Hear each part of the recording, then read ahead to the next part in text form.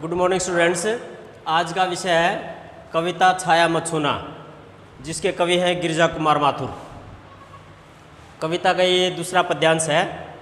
छाया मत छूना मन होगा दुख दूना, यश है ना वैभव मान है न शरमाया, जितना ही दौड़ा तू उतना ही भरमाया, प्रभुता का शरण बिंब केवल मृग तृष्णा है, हर चंद्रिका में छिपी एक रात कृष्णा है, जो है यथार्थ कठिन उसका तो कर पूजन, छाया मत छूना मन होगा दुख दूना। प्रसंग है प्रस्तुत पद्यांश हमारी पाठ्य पुस्तक हिंदी में संकलित छाया मत छूना नामक कविता से लिया गया है, जिसके कवि हैं गिरिजा कुमार माथुर जी। कवि ने इस पद्यांश में सुख के पलों को याद न करने की सलाह दी गई है।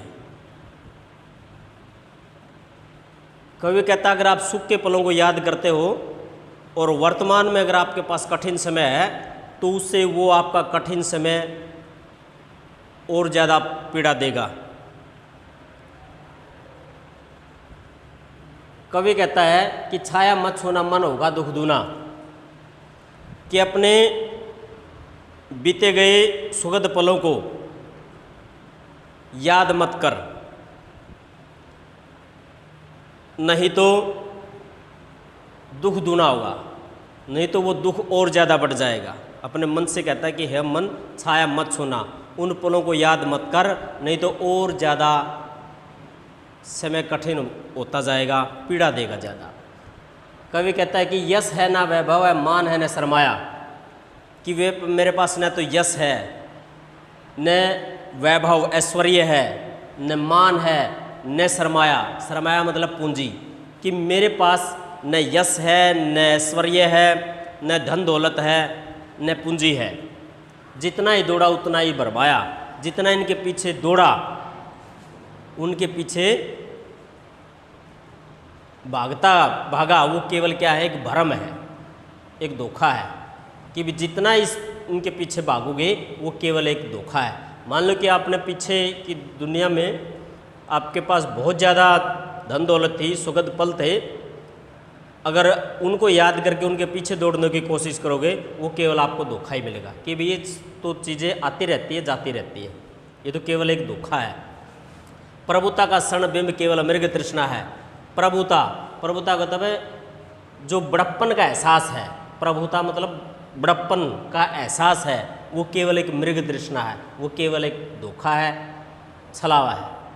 मतलब इसमें यह है कि वे मृग तृष्णा क्या होती है, जब एक मृग रेगिस्तान में घूमता है तो दोपहर के अंदर बिल्कुल उसको एक रेत जो है एक पानी के समान दिखाई देता है और वो इसके पीछे भागता रहता है कि भी पानी है, लेकिन वहाँ पर रेत दिखाई देता है, फिर आगे देखता तो रेत बात, यानी केवल उसको धोखा दिखाई देता है, यानी उस रेत को एक केवल पानी समझ लेता है जो केवल एक धोखा है। जो प्रकार कहता है कि ये तो बड़प्पन का जो एहसास है केवल एक धोखा है, इसलिए उन पलों को याद मत कर। हर चंद्रिका में छिपी एक रात कृष्णा है। हर चंद्रिका हर चांदनी रात में एक छिपी हुई एक रात कृष्णा, एक अंधेरी रात छिपी हुई है, यानी हर सुख में एक दुख छिपा हुआ है।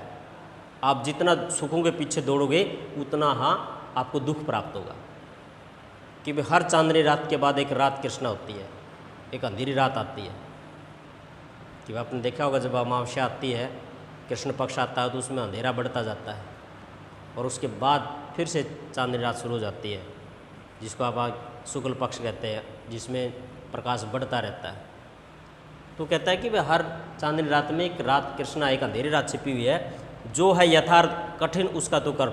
जो आपके पास यथार्थ है, जो इस वक्त आपके पास है, मौजूद है, जो समय है आपके पास, चाहे वो कठिन समय ही क्यों हो, उसका तो पूजन कर, उसकी पूजा कर, केवल उसको संघर्ष के द्वारा उस कठिनाई को दूर करने का प्रयत्न करें, न कि आप उन हसीन पलों को याद करके उस कठिन समय को और ज़्यादा कठिन करते जाओ।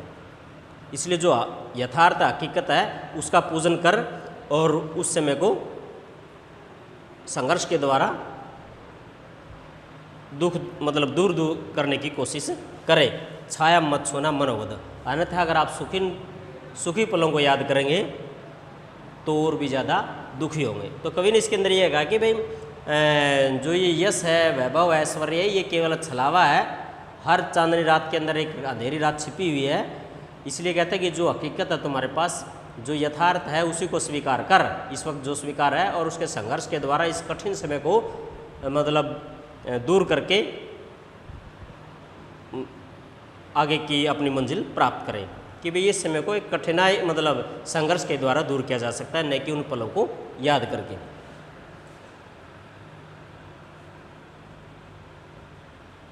रात तत् जो है तद्भव शब्द है, वैभव,